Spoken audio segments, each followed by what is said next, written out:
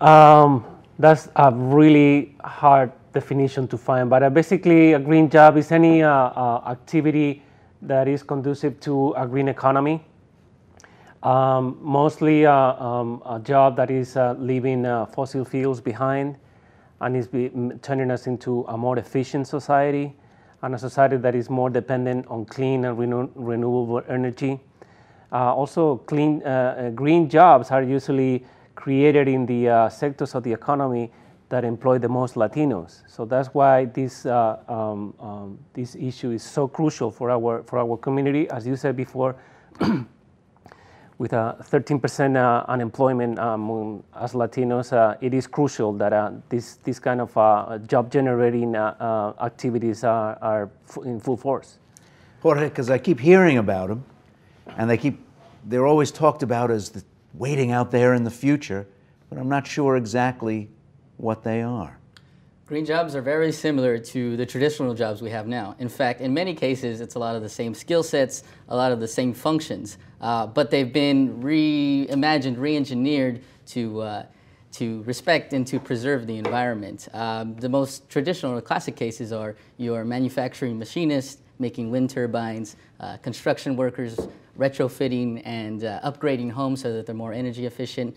Even your landscapers and gardeners making sustainable landscape, and plumbers making water-saving, water-efficient toilets, sinks, things like that. So if you were working in Arizona as a landscaper, and you moved to doing taking out the water pipes and taking out the grass and putting in more environmentally responsible planting, you've got a green job? Absolutely, that's called xeriscaping. And it's something that's very popular in the American West, in the desert areas, but that's quickly gaining popularity throughout the nation. And Hector, if you were a construction worker, if you are a construction worker, and now you're putting in panels in the same, you used to build buildings, now you're building buildings, but they're more energy efficient, you've got a green job? Exactly. You're just upgrading your capacity to have a better environment, to have a better kind of economy. And we need to actually, and that's a great question, Ray, we need to bring it down to the worker level. I've been talking to a lot of workers when we travel around the nation about the new possibilities. We need to emphasize green jobs. Right now, it's not an exaggeration to say that as a community, our workers are confronting a serious attack. We have the highest level of death and injuries at work. We are 3% above the unemployment rate. We have the highest levels of wage theft. Hate crimes among the poorest Latinos have increased 40%. And now with all the anti-immigrant movement, with a direct attack to our community, we really need to find more and better ways to create jobs. When I think about green jobs, I think about opportunities, especially opportunities for blue-collar workers. The federal government has gotten really involved. There are subsidies, there are tax breaks, there are incentives. How do those trickle down to workers who were exposed in some of the industries that got hit worse by the downturn? Construction, service industry, light manufacturing that's been offshoring for years. How does a federal program end up turning things around for an individual worker? If I may, yesterday we had a roundtable discussion with the EPA Administrator, Lisa Jackson, and someone brought up that question exactly as you did right now. And she explained a number of programs that are already in place by the EPA. But someone else brought up another thing, for instance, Proposition 23 in California, that fortunately was defeated.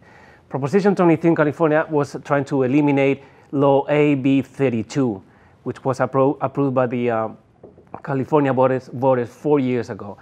That government initiative alone has created 500,000 jobs in California so far.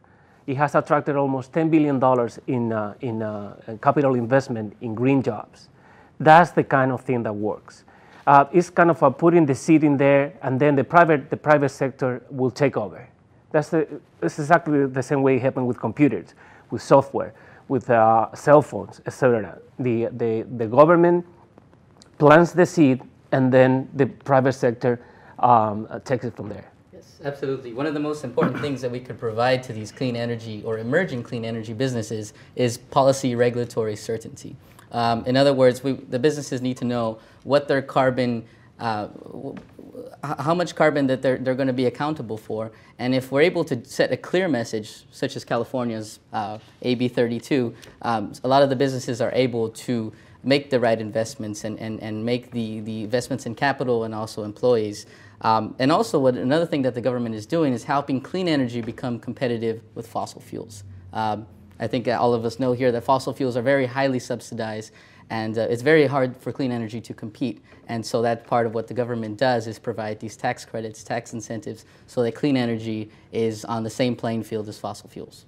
Those are very smart policies because, in the one hand, this is not only good for the nation, this is not only good for our community, but it's the future of the economies. We need to be much more competitive, and we need to create these jobs. For example, China created already 1 million green jobs lately, and if we are not in the front lines, we're not going to be able to keep the competitiveness that we need, especially in the minority community.